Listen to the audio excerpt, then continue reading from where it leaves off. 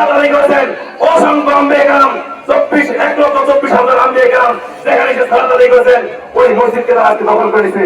ওই দখলদার ইসরায়েল বাহিনী যতক্ষণ পর্যন্ত আমাদের এই ফিলিস্তিনের মসজিদের রাস্তাকে ফিরিয়ে না দেবে, যতক্ষণ পর্যন্ত ফিলিস্তিনি বাহিনীর উপর হামলা হবে, ততক্ষণ পর্যন্ত আমরা ইসরায়েলি পূর্ণ ভঙ্গ ভয় করবো না ইনশাআল্লাহ।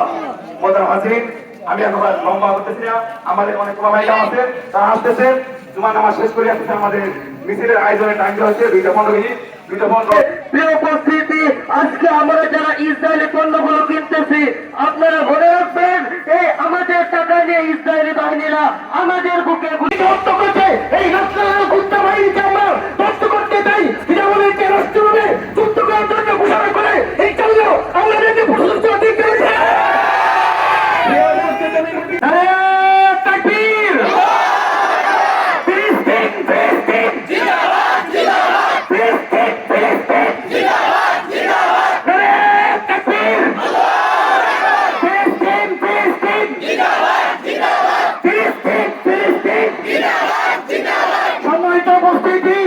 আমরা ভালো করে জানিয়ে দিতে চাই, যে কেন হত্যা করতে গেল মুসলমানদের যখন আক্রমণ করা হবেন, আমরা চাকরি করতে করতে গেল আমরা হাতে নিয়ে অস্ত্র নিয়ে আমাদের ভাইদের সঙ্গে যুদ্ধ করে আমরা শহীদ হতে চাই।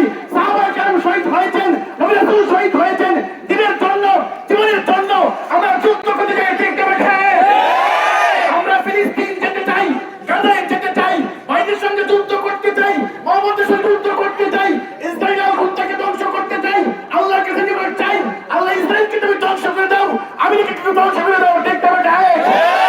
এই জন্য আমি সকল এক হও জিহাদ করো, দুনিয়ার মুসলিম, উহুদের হাতিয়ার করতে ওঠো আরেকবার। ফিলিস্তিনে হামলা কেন? জাতিসংঘ জবাব চাই। ফিলিস্তিনে হামলা কেন?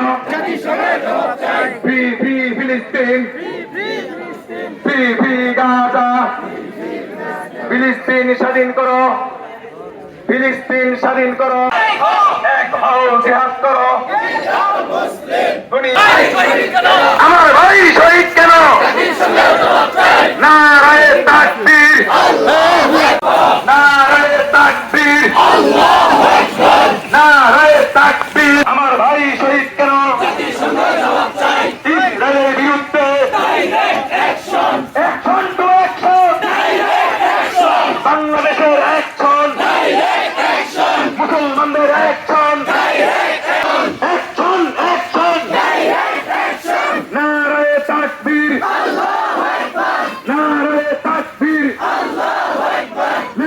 আমার ভাই শহীদ কেন? ইসরায়েলের বিরুদ্ধে অ্যাকশন টু অ্যাকশন, বাংলাদেশের অ্যাকশন। মুসলিম এক হও লড়াই করো, আমার ভাই শহীদ কেন?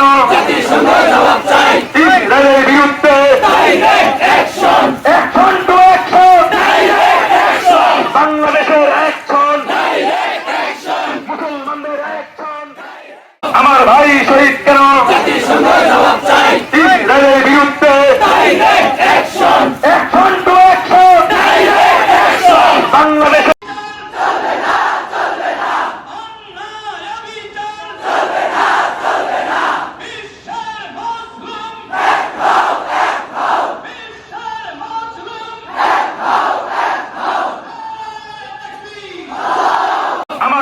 শহীদ কেন? ইসরায়েলের বিরুদ্ধে অ্যাকশন টু অ্যাকশন, বাংলাদেশের অ্যাকশন, মুসলমানদের অ্যাকশন।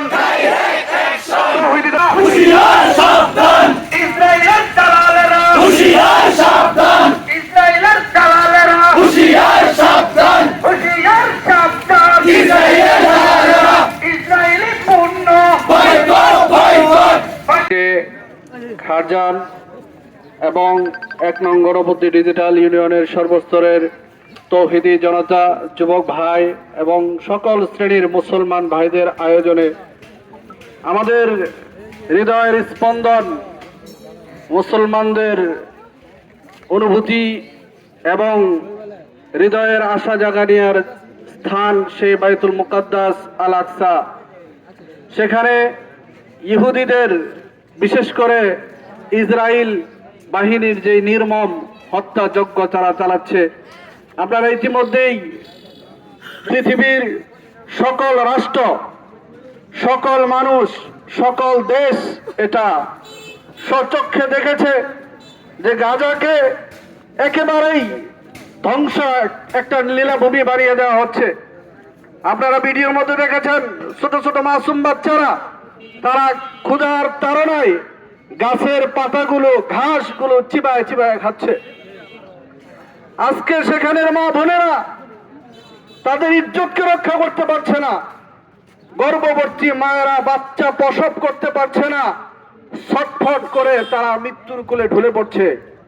যেখানে মানুষের একটু লড়াচড়া পাওয়া যায় সেখানে পাখির মতো গুলি করে এখন আর আকাশে বিল্ডিং উড়ে না, এখন আমাদের মুসলমান ভাই বোনেরা উড়ে। এরপরেও আজকের কোথায় সেই মানব অধিকার সংস্থা, কোথায় জাতিসংঘ? পৃথিবীর 57টা মুসলিম রাষ্ট্র তাকে দেখতেছে, কারো কোনো ভূমিকা নাই। অথচ যদি আমরা আমাদের সেই আল্লাহ তাআলার বিধান, হুকুম, জিহাদ ফি সাবিলিল্লাহ এটাকে যদি আমরা হাতে ধরে নিতে পারি, তাহলে আফগানিস্তানে যেরকম মুষ্টিময় কিছু সেনাদের, মুজাহিদদের মাধ্যমে আফগানিস্তান বিজয় হয়েছে এবং বিশ্বের বুকে আজকে একটি উল্লেখযোগ্য রাষ্ট্র হিসেবে তারা আছে।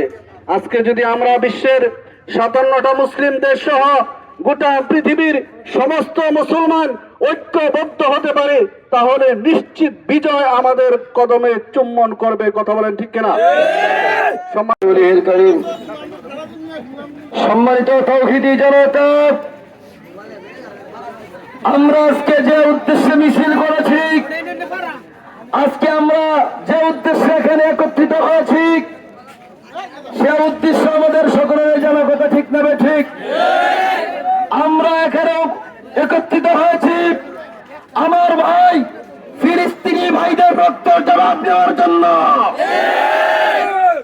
আমি আপনাদেরকে বলতে চাই, জাতিসংঘ কি করবে দেখার সময় নাই, আমেরিকা কি করবে দেখার সময় নাই, ভারত কি করবে দেখার টাইম নেই, বিশ্ব মানবাধিকার কি বলবে দেখার টাইম নেই।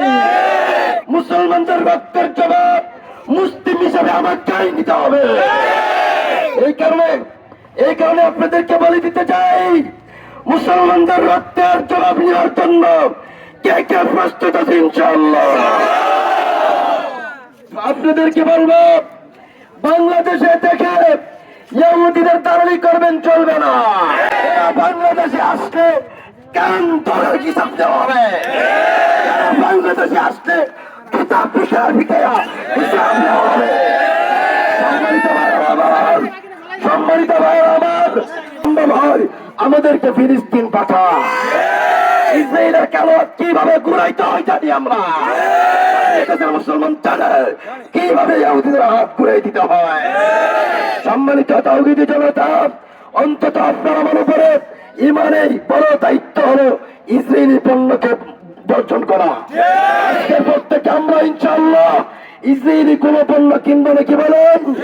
ইসরায়েলি পণ্য দোকানে রাখবো নাকি বলেন? সমস্ত মুসলিম ভাইদেরকে কুখ্যাত ইহুদি নামক সন্ত্রাসীরা ধরে ধরে মুসলিম শিশুদেরকে, মুসলিম মা বোনদেরকে হত্যা করতেছে, আমরা তার তীব্র প্রতিবাদ জানাই। আমি সর্বপ্রথম বিশ্ব মুসলিম উম্মাহকে আহ্বান জানাই, আপনারা তেল দেওয়া বন্ধ করুন।